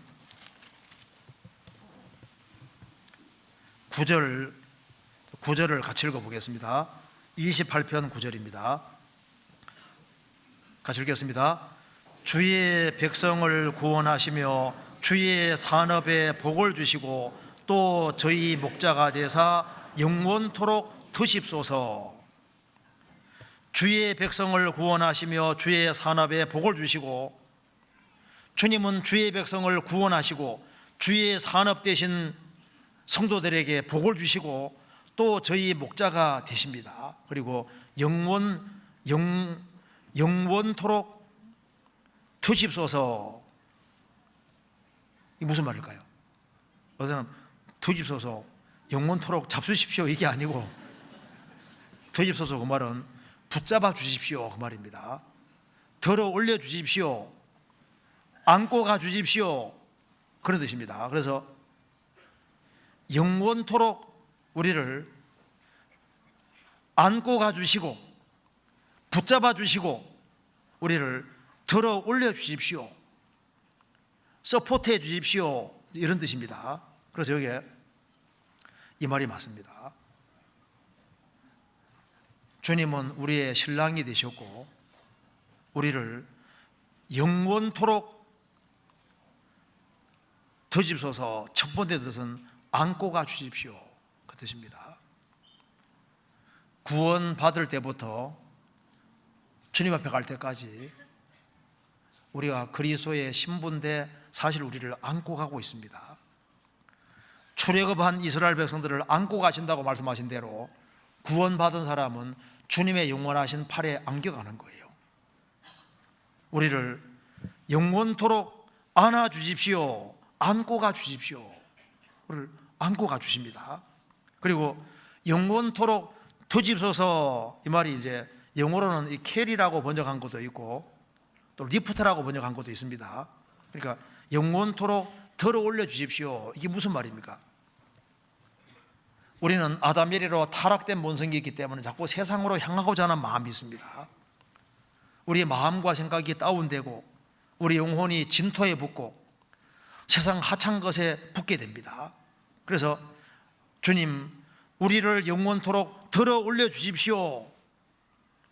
이 세상에 파묻히지 않도록 주님 쪽으로 들어 올려 주십시오 그 말입니다. 우리의 인격이 주님을 닮도록 만들어 주십시오. 주님을 더욱 가까이 하도록, 세상과 구별되도록 들어주십시오. 우리 이 세상에서 그리스도의 신부로 살아가는 것이 그리스도와 운명 공동체가 되기 때문에 사람들에게 멸시를 받고 천대를 받고 환난과 역경, 어려움에 처할 수도 있습니다. 그때 우리 마음이 침체될 수 있지만은 영원토록 들어 올려 주십시오. 우리를 건져 주십시오. 그 말도 되는 겁니다. 우리가 너무 힘들 때, 미국에 빠졌을 때, 고통 중에 떨어졌을 때 우리를 들어 올려 주십시오. 어떤 그리스도인들은 회사 생활하는 가운데 그리스도인이라는 이유 때문에 막 깔아뭉김을 당하기도 하지 않습니까? 그런데 주님이 같이 계시기 때문에 들어 올려 주십시오. 우리의 대적이 많지만은 주님이 함께 하시고 나중에는 드러나게 만들어 주시잖아요. 우리를 들어 올려 주십시오. 다윗이 그렇게 고난 많이 받았지만은 주님은 다윗을 들어 올려 주셨습니다. 저희 목자가 되사 영원토록 들어 올려 주십시오. 그러죠. 우리는 세상 사람과 다릅니다. 그리스도의 신부이기 때문에 들어 올려지는데 우리가 얼마나 존귀한 존재인지 모릅니다. 나중에 주님 오시는 그날 정말 들어 올려져서 어디까지 가냐면 그리스도의 하나님 보좌 우편까지 올라가잖아요. 정말 그리스도의 신부로 들어 올려집니다. 우리를 들어 올려 주십시오. 그리고 영원토록이라고 되어 있어요. 영원토록. 영원토록 들어 올려 주십시오. 과거에도 들어 올려 주셨는데 앞으로 주님 앞에 갈 때까지 영원토록 계속적으로 우리를 들어 올려 주십시오. 우리가 지금까지 신앙생활한 이유는 바로 주님이 배후에서 우리를 안고 가시고 우리를 들어 올려 주신 일이 있기 때문입니다. 그래서 우리를 뒤집어서 그 말은 세상에서 멀어지고 주님과 가까워지게 해주십시오. 주님을 더 가까이 하고 주님을 더 친근히 하고 주님과 더 밀접하게 도와주십시오. 그래서 우리가 이제 구원받고 1년, 2년, 3년, 4년 살아간다는 것이 점점 들어 올려진다는 증거입니다. 우리가 세상에 살았지만은 구원받고 1년, 2년, 3년, 4년 이렇게 되면 자꾸 들어 올려지는 거예요. 그래서 들어 올려지면 더 많이 보입니다. 그렇잖아요. 세상 사람들은 다 땅에 살고 있는 거예요. 땅에 헤매고 있습니다. 안 보이는 거예요. 우리는 그리스도의 신부이기 때문에 더 많은 것을 볼 수 있게 됩니다. 우리 눈이 아가서 보면은 4장에는 비둘기 눈이라고 그랬죠. 7장 가면 연못 눈으로 바뀝니다. 비둘기 눈은 조그만하잖아요. 연못 눈은 크잖아요. 그러니까 비둘기 눈은 자신이 깨끗하게 살아야 될 것을 그러니까 정결한 걸 가리키는데 연못 눈은 다르지 않습니까? 우리가 이제 구원받고 세월이 점점 지나가면 지나갈수록 우리의 눈이 점점 높이 들리게 되고 더 많은 것을 볼 수 있게 되는 거예요. 그리스도의 신부로서 비전을 가지고 자신이 해야 될 역할을 알게 되는 겁니다. 그리고 우리가 그리스도의 신부고 아내라는 말 속에 많은 것이 포함되어 있는데 신랑은 신부를 위해서 정말 좋은 걸 주려고 합니다. 서로 사랑하게 되면 아까운 것이 없잖아요. 주님이 우리를 정말 사랑하시기 때문에 우리를 위해서 아무것도 아끼지 않고 우리를 위해서 정말 준비를 엄청나게 해놓으신 거예요. 성경 한번 찾아봅시다. 시편 139편 보시겠습니다. 139편 17절 18절 같이 읽어보겠습니다. 하나님이여 주의 생각이 내게 어찌 그리 보배로우신지요 그 수가 어찌 그리 많은지요 내가 세려고 할지라도 그 수가 모래보다 많도소이다. 내가 깰 때에도 오히려 주와 함께 있나이다. 하나님이여 주의 생각이 내게 어찌 그리 보배로우신지요 그 수가 어찌 그리 많은지요 내가 세려고 할지라도 그 수가 뭐보다 많다고요? 모래보다 많도소이다. 이 진술은 사실일 겁니다. 하나님이 하나님을 사랑하는 사람을 위해서 예비하신 모든 것이 있는데 눈으로 보지 못하고 귀로 듣지 못하고 사람의 마음으로도 생각지 못하는 정말 엄청난 것을 준비해 놨습니다. 천국은 신혼집하고 똑같은 거예요. 신혼집을 아름답게 꾸미는 것처럼 주님은 우리와 같이 살려고 가장 아름다운 신방을 꾸미는 겁니다. 이 천국이 천국. 우리를 위해서 얼마나 많은 것을 준비해 놨냐면 그 수가 모래보다 많도소이다. 엄청 준비해 놨습니다. 그리스도는 우리의 신랑입니다. 그 남편인 거예요. 우리를 정말 사랑하시고 모든 것을 다 준비해 놓고 우리를 위해서 죽으시고 부활하시고 우리를 절대적으로 사랑하시는데 우리가 해야 될 도리가 뭘까요? 우리가 해야 될 첫 번째는 우리가 정말 주님을 사랑하는 겁니다. 예수님이 베드로 사도에게 물은 것은 딱 한 가지입니다. 요한복음 21장에서 이 사람들보다 나를 더 사랑하느냐, 그거 딱 하나 물었지 않습니까? 너 3년 반 동안 훈련 많이 받았냐, 그거 안 물었습니다. 이 사람들보다 나를 정말 더 사랑하느냐, 그거 하나 물은 겁니다. 주여 그러하외다 내가 주를 사랑하는 줄을 주께서 아시나이다. 그러면 됐다. 내 어린 양을 먹이라, 내 양을 치라, 내 양 먹이라고 하셨습니다. 우리에게 묻는 것도 마찬가지입니다. 딱 하나 물으시는 겁니다. 신랑 신부 관계라는 것은 사랑 관계를 말하는 겁니다. 이 사람들보다 모든 것보다 주님을 정말 사랑하느냐 이렇게 물으시는 겁니다. 결혼은 사랑 관계인 거예요. 주여 그러하외다 그러면은 주님께서 그거로 촉하게 생각하시는 거예요. 사랑하는 게 제일 중요한 겁니다. 주님을 사랑하기 때문에 사랑하는 사람은 악을 미워하고, 주님을 사랑하기 때문에 사랑하는 사람은 말씀을 사랑하고, 주님을 사랑하는 사람은 당연히 영혼을 사랑하고 형제자매를 사랑하게 되는 겁니다. 주님을 사랑하기 때문에 교회를 사랑하는 거예요. 주님을 사랑하고 주님이 정말 우리의 신랑이라면 우리가 이렇게 하기를 원하시는 겁니다. 성경 베드로전서 3장 보시겠습니다. 베드로전서 3장 1절입니다.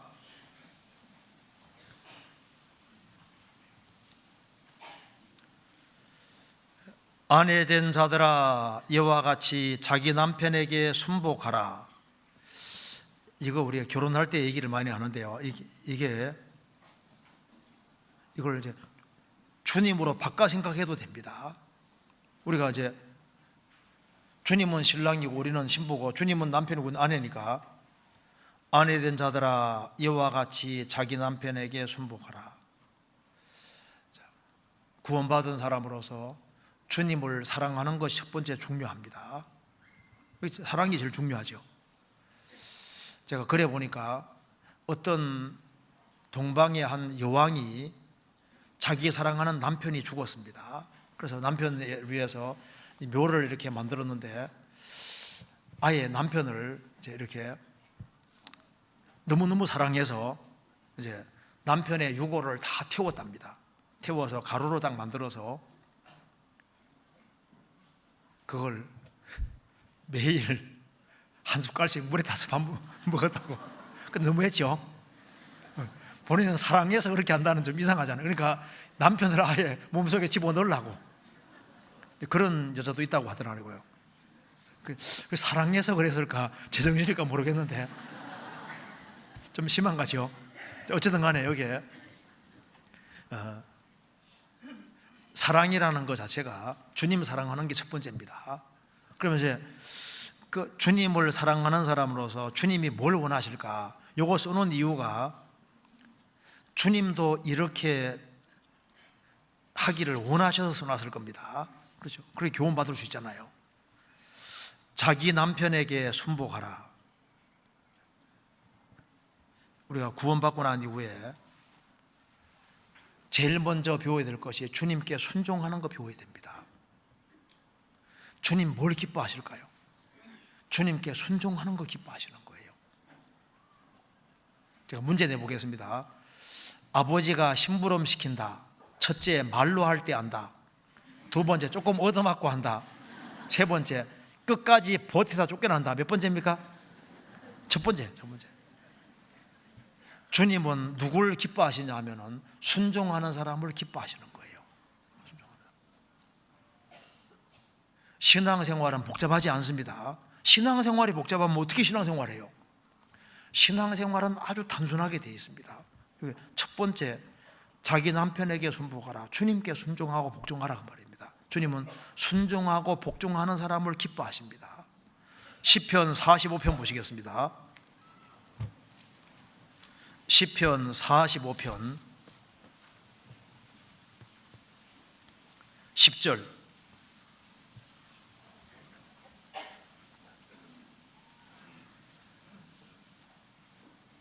딸이여 듣고 생각하고 귀를 기울일지어다. 내 백성과 아비집을 잊어버릴지어다. 그러하면 왕이 너희의 아름다움을 사모하실지라. 저는 너의 주시니 너는 저를 경배할지어다. 주님은 우리의 남편인 동시에 우리의 주시기 때문에 너는 저를 경배할지어다. 주님을 가장 높이는 겁니다. 그래서 순종은 제사보다 나은 겁니다. 주님은 목소리를 순종하는 것을 가장 좋아하시는 거예요. 그래서 하나님 앞에 쓰임받고 하나님이 정말 하나님 사랑을 경험하는 사람 공통점이 순종입니다. 노아가 하나님께 크게 쓰임받은 이유는 그런 순종을 잘했습니다. 요셉도 마찬가지고 다윗도 마찬가지고 하나님께 쓰임받은 사람 공통점이 순종입니다. 온전한 순종. 우리는 순종의 학교를 통과하고 순종을 할 줄 알 때 그 사람은 하나님이 특별히 귀히 여기시는 거예요. 그래서 자기 남편에게 순복하는 것처럼 주님을 주님으로 알아서 존중하고 높이는 겁니다. 주님이 존귀케 되기 원하는 사람, 결혼하면 남편이 비서보기 원하는 것처럼요, 우리는 주님이 내 생애 통해서 주님이 존귀하게 되고 주님이 높아지는 걸 소원해야 되는 겁니다. 남편, 아내보다 남편이 드러나야 되는 거예요. 주님이 드러나야 됩니다. 그래서 바울사도 인생의 목표는 내 몸에서 그리스도가 존귀하게 되는 그게 목표입니다. 주님이 존귀함을 얻고 주님이 존중받는 것을 원하는 겁니다. 그 다음에 베드로전서 다시 봅시다. 3장 다시 봅시다.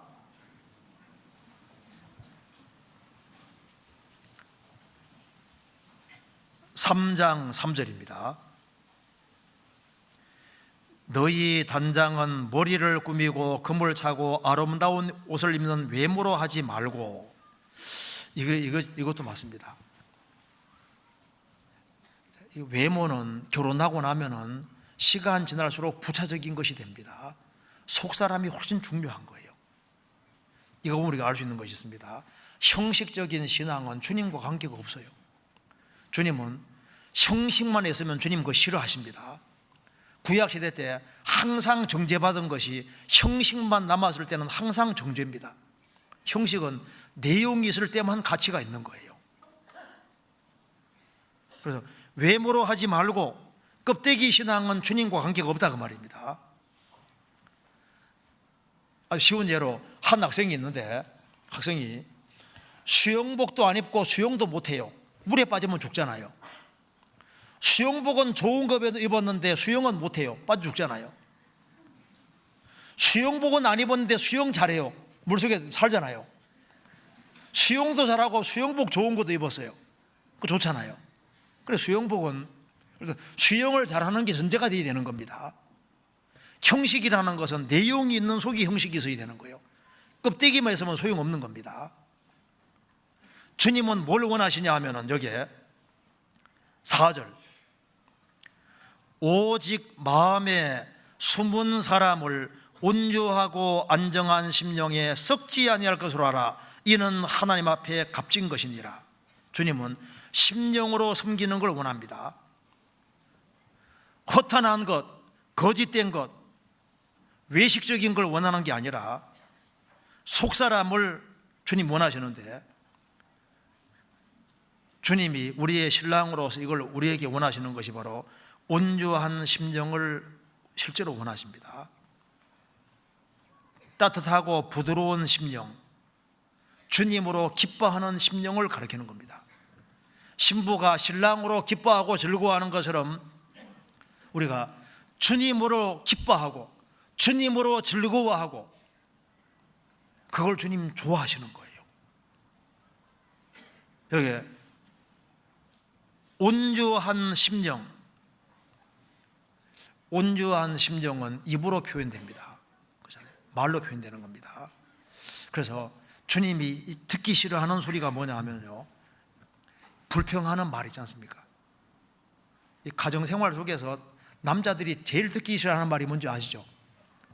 바가지 긁는 거, 불평하는 거, 불만하는 거, 그거 싫잖아요. 그게 주님이 뭘 싫어하는지를 볼 수 있다니까요. 주님이 뭘 싫어하시냐 하면은, 이스라엘이 출애굽을 했을 때 60만 명 나왔지 않습니까? 그런데 우상 숭배로는 3천 명이 죽었죠. 간음하다가 2만 4천 명이 총 죽었습니다. 그리고 주님을 시험하다가 뱀에게 물려 많이 죽었는데 거의 대다수는 원망하다가 다 죽었지 않습니까? 신앙 안에서는 불평하고 원망하는 게 이게 큰 죄인 거예요. 그리스도가 내 신랑이 됐는데, 모든 것을 소유하신 그리스도, 우리를 가장 사랑하시는 그리스도를 소유했는데, 그리스도 앞에서 우리가 어떤 심령을 가지고 살아야 되냐 하면은 부드러운 심령, 따뜻한 심령, 온유한 심령, 주님으로 기뻐하는 심령, 그거 원하시는 겁니다. 아내가 정말 밝은 마음으로, 부드러운 마음으로 살아갈 때 거기서 가정이 환하게 되잖아요. 항상 기뻐하라, 그것이 주님께서 그걸 기뻐하시기 때문에 쏘는 겁니다. 레위기 11장에 부정한 짐승들이 쭉 나오는데, 부정한 새들을 모아놨는데 첫 번째가 뭡니까? 맹금류입니다. 막 독수리, 막 솔개, 어흥이 막 어흥이 아니라 어흥이라는 물소리 종류입니다. 물소리, 독수리 종류입니다. 그러니까 싸나운 것을 다 모아놨잖아요. 그게 부정하다고 해놓은 이유가 있습니다. 그리스도인은 싸나우면 안 되는 거예요. 온유하고 부드러운 심령이 이게 중요한 겁니다. 가정생활에서도 중요할 뿐 아니라 주님이 뭘 원하시는지를 보여주는 거예요. 주님은 주님 때문에, 주님이 함께 하시니까 주님으로 기뻐하고 따뜻하고 부드러운 심령을 가지는 사람이 말도 부드러운 말이 나오게 되는 겁니다. 그렇잖아요. 그래서 온유한 심령, 그다음에 안정한 심령에 썩지 아니할 것으로 알아. 안정한 심령이라는 것은 그리스도의 신부가 됐다는 것 자체가 어려움과 역경이 있다는 걸 전제하는 겁니다. 결혼하고 나면요, 남편 운명하고 아내 운명은 연결되어 있지 않습니까? 우리는 그리스도의 신부이기 때문에 그리스도의 신부로서 그리스도하고 운명을 함께하게 살게 되기 때문에 예수님이 배척받은 세상입니다. 그렇기 때문에 세상에서 우리가 그리스도인으로 살려고 하면은 안정한 심령이 있어야 됩니다. 어려움은 원래 따르게 돼 있는 거예요. 역경은 있도록 돼 있습니다. 그래서 어려울 때일수록 담대한 마음을 가지고 굴하지 아니하고 나는 그리스도의 신부다, 그리스도와 운명을 함께하는 사람이란 걸 알고 어떤 어려움 속에서도 참고 견디는 그 확실한 신앙, 그걸 주님께서 원하시는 겁니다. 우리 성경을 찾아봅시다. 사도행전 15장 25절 보시겠습니다. 이 구절이 참 아름다운 구절입니다. 사도행전 15장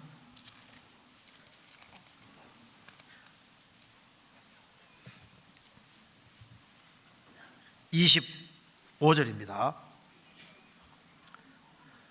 사람을 택하여 우리 주 예수 그리스도의 이름을 위하여 생명을 아끼지 아니한 자인 우리의 사랑하는 바나바와 바울과 함께 너희에게 보내기를 일치 가결하노라. 이 말씀에 우리의 사랑하는 바울과 바나바, 그런데 그리스도의 이름을 위하여 생명을 아끼지 아니한 자인 우리의 사랑하는 바나바와 바울, 그리스도를 위해서 생명을 아끼지 않았다. 안정한 심령이라는 것은 흉한 소식을 두려워하지 아니하고 여호와를 의뢰하고 아주 굳건한 믿음을 가리키는 겁니다. 그래서 성경에서 아가서 7장에 상아 목이 나오는데요, 목 중에 아주 비싼 목이 있습니다. 그리스도를 따라가는 사람 목은 마음은 부드러운 동시에 의지는 굳세야 됩니다. 안정한 심령이 필요한 거예요. 그걸 주님 기뻐하시는 겁니다. 베드로전서 3장 보시겠습니다. 그리고 여기에 3장 5절에 전에 하나님께 소망을 두었던 거룩한 부녀들도 이와 같이 자기 남편에게 순복함으로 자기를 단장하였나니 사라가 아브라함을 주라 칭하여 복종한 것 같이 너희가 선을 행하고 아무 두려운 일에도 놀라지 아니하므로 그의 딸이 되었느니라. 사라는 아브라함이 가는 곳에 항상 따라갔습니다. 그러니까 아브라함이 갈대아우르에서 하란 지나서 가나안 땅 갈 때 1000km가 넘는 따라가는 거 봐요. 이걸 왜 써놨냐 하면은 이게 우리에게 교훈됩니다. 주님 우리의 신랑이기 때문에 주님 가는 길에 끝까지 주님 뒤를 따라가야 될 것을 말씀하는 겁니다. 끝까지. 주님과 우리가 영원한 관계를 갖게 되기 때문에 우리는 주님이 우리의 신랑이시라면은 신랑 되는 주님 앞에 우리가 주님께 순종 복종하고 주님을 높이고 정말 주님 안에서 밝고 기쁜 마음으로 어떤 어려움이 있다 할지라도 안정한 심령을 가지고 사라가 아브라함 뒤를 따른 것처럼 끝까지 따라가야 되는 겁니다. 그래서 여기에 7절 끝에 봅시다. 이는 너희 기도가 막히지 아니하게 하려니라. 기도가 막히지 않는다고 했는데 가정생활이 바르게 돼야 되는 것처럼 주님과 우리 사이에 막힌 것이 있으면은 다른 영혼들이 구원받는 데 지장이 되는 거예요. 그래서 부부 사이가 좋으면은 그 가정 통해서 역사가 나타나는 것처럼 주님과 우리 사이에 막히는 것이 있으면은 주님과 우리 사이 관계가 좋으면은 우리 통해서 많은 사람들이 구원받을 수 있습니다. 바울 사도 통해서 베드로 사도 통해서 얼마나 많은 사람이 구원받았습니까? 사랑의 결과가 열매인 겁니다. 그래서 주님과 우리 사이에 막히는 것이 없도록 주님하고 친하게 지내고 주님하고 친밀하게 지내고 그러면은 그 속에서 풍성한 열매가 나올 수 있습니다. 그래서 주님은 우리의 신랑이시고 우리는 그리스도의 신부입니다. 그래서 서로 사랑이 있으면 다 이겨나갈 수 있는 것처럼 주님을 사랑하는 사랑이 있으면 모든 것을 이겨나갈 수 있습니다. 그래서 우리가 구원받을 때보다 주님 앞에 갈 때까지 변함없이 그리스도를 사랑하는 사람, 이 사람은 큰 축복을 받게 될 겁니다. 이제 뭐잖아, 주님 오시면 우리가 주님이 계신 세계 속에 들어가는데 영원한 사랑의 세계 속에 들어갑니다.